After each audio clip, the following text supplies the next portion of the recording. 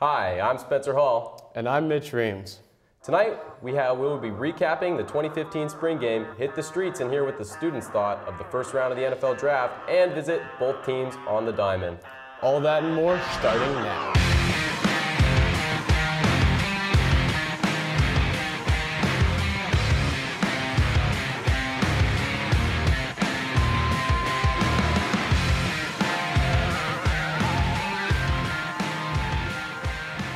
Welcome to Duck TV Sports. Spencer, I've been hearing some rumors about something going on at Autzen Stadium? Well, Mitch, you heard right. Football is back, or at least it was for a moment this past Saturday when Oregon took the field for their annual spring game. Mitch, after watching the spring game, who made the best of their opportunity this weekend?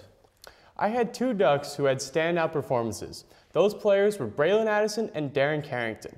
This is the first time we have seen Addison performing on the football field since his injury last summer.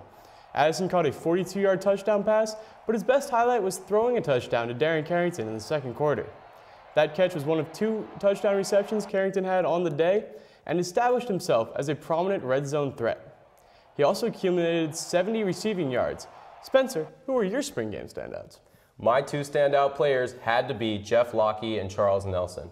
Lockie played great, going 9 for 9. He threw for 223 yards and 3 touchdowns. This is his third year in the Oregon program, and I think that his experience with this team gives him a serious chance to contend for the starting job over perceived fan favorite Vernon Adams. Nelson had an outstanding game on both sides of the field. He caught passes for 144 receiving yards and 2 touchdowns, but he also picked off Ty Griffin while playing defense. The spring game wasn't the only Oregon football news over the weekend. The NFL Draft was last Thursday, and our own Stephen Woodworth took to the streets to see what students had to say about the first round of the NFL Draft. Thanks, guys. I'm here on the University of Oregon campus where we talk to students about their thoughts on the NFL Draft. We have finally found out the long-awaited landing spot of Marcus Mariota. We get their opinions on that and more. I think Marcus is going to do well wherever he goes, and just proud that he got second pick. That's awesome. I'm glad he went second in the draft. Obviously, I think I would have rather seen him go to a team like the Eagles if they could have traded up. I think it's a great fit. Marcus, he's a kind of a low-key guy and low market in Tennessee. I think if he went to a bigger place like Chicago or New York, it just would have been bad for him. It was Eric Armstead, and he went to the 49ers. I do not. Okay. I am not a good Duck. His name was Eric Armstead, and he went to...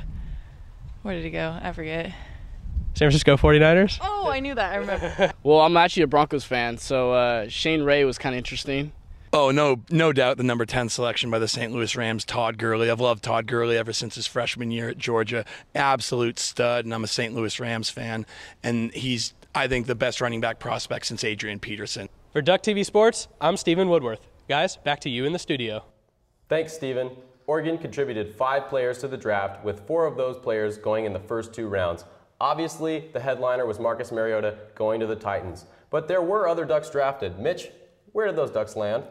San Francisco 49ers took Eric Armstead in the first round, while the Bengals grabbed Jake Fisher in the second. The Chicago Bears drafted Hronis Grasu shortly after in the same round. And the last Duck taken was Ifo Ekpre-Olumu, who fell to the 7th round and was drafted by the Cleveland Browns. Now, those were just the drafted Ducks. Many other former Oregon players were able to find teams in undrafted free agency. Among those signed were Troy Hill going to the Bengals, Dior Mathis to the Steelers, linebacker Derek Malone is now a Falcon, while defensive end Tony Washington was picked up by the Houston Texans. Oregon softball has certainly hit its stride to finish the year. They're currently on a 14-game winning streak, and those wins have come against formidable ranked opponents.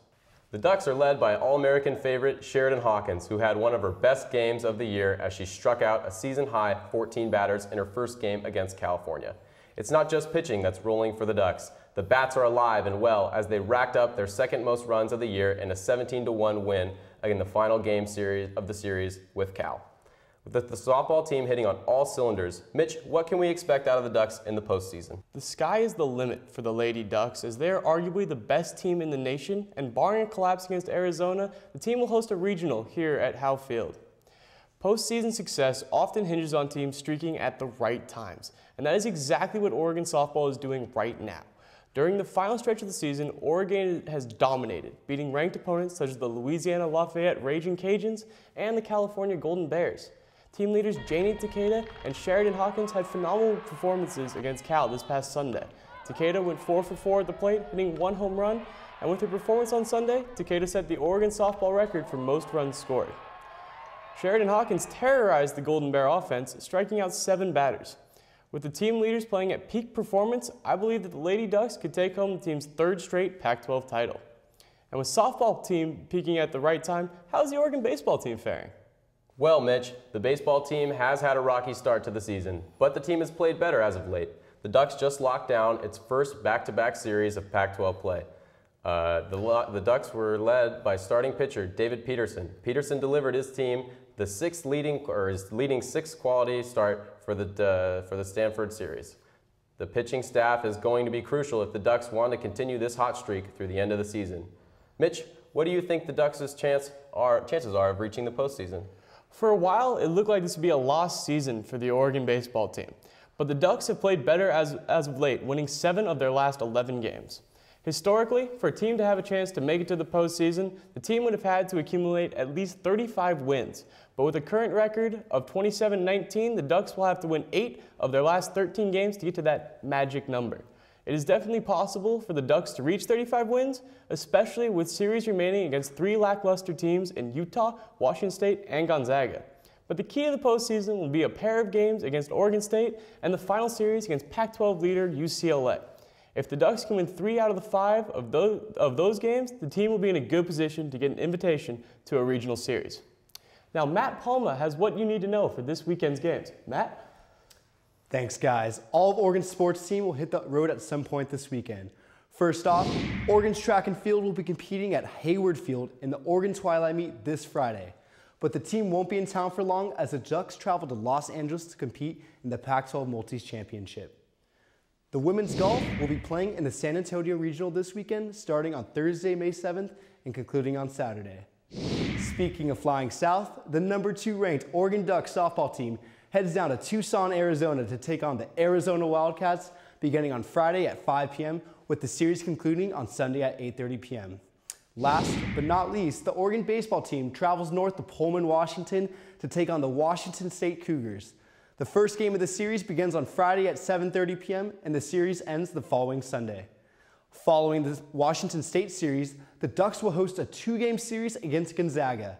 These games will be on Tuesday, May 12th at 6 p.m. and then Wednesday at 6 p.m. Back to you guys at the desk. Thanks, Matt. That wraps up another episode of Duck TV Sports. Follow us on Twitter at DuckTV Sports for constant Oregon updates. And check out our website for articles, game coverages, and more. For Mitch Reams, I'm Spencer Hall, and have a good night, Eugene.